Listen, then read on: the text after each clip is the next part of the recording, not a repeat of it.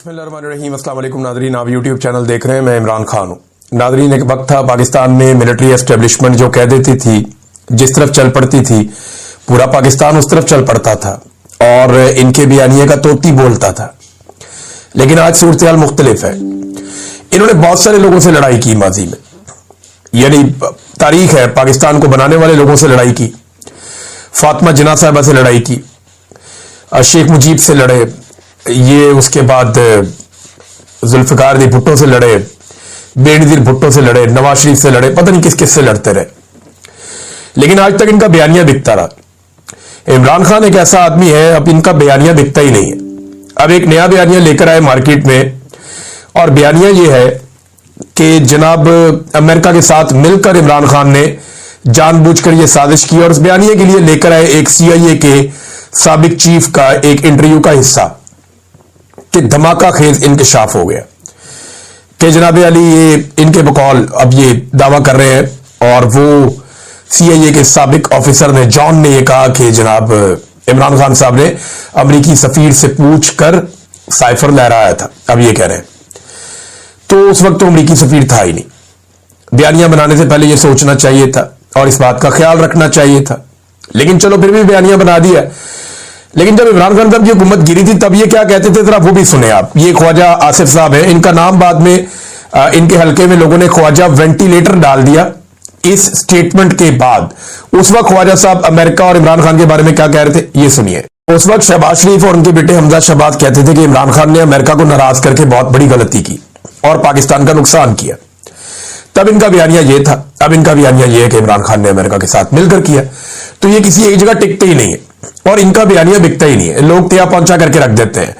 हालांकि हो यह रहा था कि अमरीकी ओहदेदारों से या चार्ज दी अफेयर जो उनके थे उनसे, और जो बरतानवी हाई कमिश्नर है उनसे मुलाकातें तो अपोजिशन के लोग कर रहे थे, या वो लोग कर रहे थे जो रिजीम चेंज ऑपरेशन के अंदर सहूलतकारी का किरदार अदा करते रहे हैं।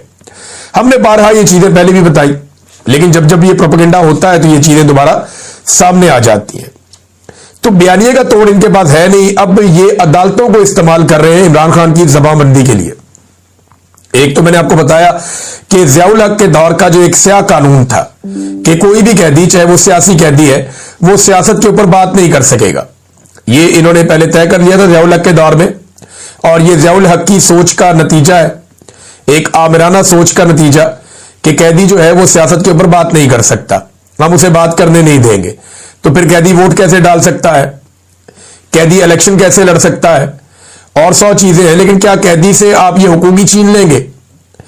तो अब वो कहते हैं जी पॉलिटिक्स के ऊपर बात नहीं कर सकता। और ये ज़ियाउल हक ने किया था इसलिए कि वो अपने सियासी मुखालिफिन को जेलों में डाल देता था और उन पर सियासत करने पर पाबंदी लगा देता था।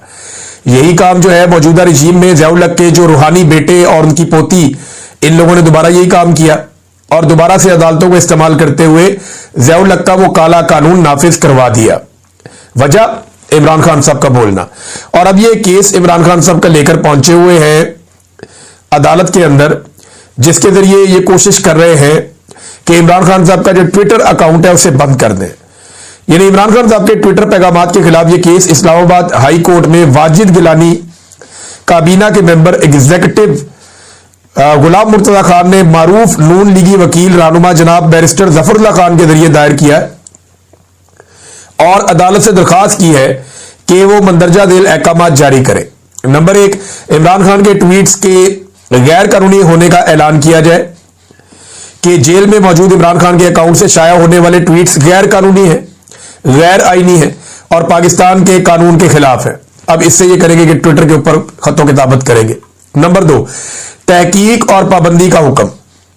साइबर क्राइम एजेंसी और टेलीकॉम अथॉरिटी को हदायत की जाए कि वो फौरी तौर पर इन अफराद टीमों की शिनाख्त करें, इनकी तहकीकात करें और इन्हें रोकें जो इमरान खान की तरफ से ये ट्वीट्स चला रहे हैं। और PTA को यह हदायत की जाए कि वो मज़कूरा अकाउंट से अपलोड किए गए इन तमाम ट्वीट्स को ब्लॉक करे या हटा दे। नंबर 3, जेल कवानीन की पाबंदी। जेल सुपरिटेंडेंट को हदायत की जाए कि वो जेल के कवायदो ज़वाबित की सख्ती से पाबंदी यकीनी बनाए ताकि कोई भी कैदी गैर कानूनी तौर पर सोशल मीडिया अकाउंट ना चला सके। नंबर 4, बराह रास्त पाबंदी। इमरान खान साहब को बराह रास्त हदायत की जाए कि वो इस गैर कानूनी और गैर आईनी सरगर्मी को फौरी तौर पर बंद करे। पाकिस्तान तहरीके इंसाफ को हदायत की जाए कि वो इमरान खान के ट्वीट्स को रीट्वीट या शेयर करने या फैलाने से गुरेज करे। नंबर 5, दीगर मुतफर्रिक अहकामात इसके अंदर और भी हैं कि अदालत से कोई भी दीगर हुक्म जो इस मामले के हकायक और हालात के तहत मुनासिब समझी जाए जारी किया जाए। अब आप अंदाजा करें, और ये सारी मालूमात जो है ये पाकिस्तान तहरीके इंसाफ से ताल्लुक रखने वाले खालिद यूसुफ चौधरी साहब ने फराहम की है, और इमरान खान साहब से इनका एक बड़ा गहरा ताल्लुक है। इमरान खान साहब को रिप्रेजेंट भी करते हैं। वो ये बता रहे हैं कि जनाब ये किया जा रहा है इमरान खान साहब की जबानबंदी के लिए। एक तो ज़ियाउल हक का काला कानून लेकर आ गए, दूसरा इमरान खान साहब के ट्विटर के जरिए उन्हें मुकम्मल खामोश करने का फैसला किया गया ताकि उनकी आवाज को मुकम्मल तौर पे बंद किया जा सके। अपना तो बयानिया है नहीं बेचने के लिए, नैरेटिव बिकता नहीं है, तो जो बंदा कह सकता है कोई बात जिसकी बात लोग सुनते हैं, उसका मुंह बंद करने की या उसकी जबानबंदी की भरपूर कोशिश कर रहे हैं। लेकिन ये निजाम चाहता है कि नवाज शरीफ बोले, नवाज शरीफ बोले, कुछ तो बोले, लेकिन नवाज शरीफ को बोलने के काबिल ही नहीं छोड़ा। यह निजाम चाहता है कि इमरान खान खामोश हो जाए, जबाबंदी हो जाए, लेकिन इमरान खान रोज बोलता है, बल्कि उसकी आवाज पूरे पाकिस्तान में गूंजती है। उसके वर्कर भी बोलते हैं, वो खुद भी बोलता है, और उसका बयानिया हर तरफ फैला हुआ है। उसकी पुरानी वीडियोस इतनी वायरल होती है कि नवाज शरीफ की बहुत सारी नई वीडियोस इतनी वायरल नहीं हो पाती।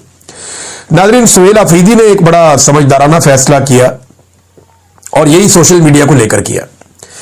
ये वो गलती है जो शेर अफजल मरवत ने की थी, यही वो गलती है जो अली अमीन गंडापुर ने की थी। इन्होंने अपने अपने सोशल मीडिया के जो है वो पूरी पूरी टीमें बना के तो पाकिस्तान तहरीके इंसाफ के सोशल मीडिया से जंग शुरू कर दी थी। गंडापुर साहब के सोशल मीडिया के अकाउंट पहचाने जाते थे, पता चलता था कि ये चंद लोग हैं जो गंडापुर साहब की सपोर्ट में आए हुए, और ये पाकिस्तान तहरीके इंसाफ के सोशल मीडिया से सारा दिन लड़ते थे। वो कभी PMLN के सोशल मीडिया से या बाकी जमातों से या एस्टेब्लिशमेंट से उनका ऐसे फड्डा नहीं होता था। उनका डायरेक्ट फड्डा रहता था पाकिस्तान तहरीके इंसाफ के सोशल मीडिया से, जो ऑफिशियल सोशल मीडिया है। शेर अफजल मरवत साहब ने सबसे पहले यह काम किया था, उन्होंने अपना सोशल मीडिया बनाया था, और पाकिस्तान तहरीके इंसाफ के सोशल मीडिया से उनका सोशल मीडिया टकरा गया था। लेकिन जो PTI का सोशल मीडिया या इमरान खान का सोशल मीडिया है, उसका मुकाबला तो रियासत नहीं कर पा रही इतने लंबे अरसे से। तो ये दो लोग क्या करते। अब सुहेल अफरीदी ने एक अच्छा स्टेटमेंट दिया, समझदारी का सबूत दिया। वो गलती इन्होंने नहीं दोहराई। उनके बकौल उनका अपना कोई सोशल मीडिया नहीं है, कोई सोशल मीडिया टीम नहीं है, बल्कि पाकिस्तान तहरीके इंसाफ का जो ऑफिशियल सोशल मीडिया है वही उनका सोशल मीडिया रहेगा। यार मोहम्मद नियाजी को जो ऑफिशियल सोशल मीडिया की टीम है PTI की, उन्होंने ही फोकल पर्सन मुकर्रर किया सोशल मीडिया का सुहेल अफरीदी का, और वो अब ये काम करेंगे, उन्होंने नामजद करके दिया है।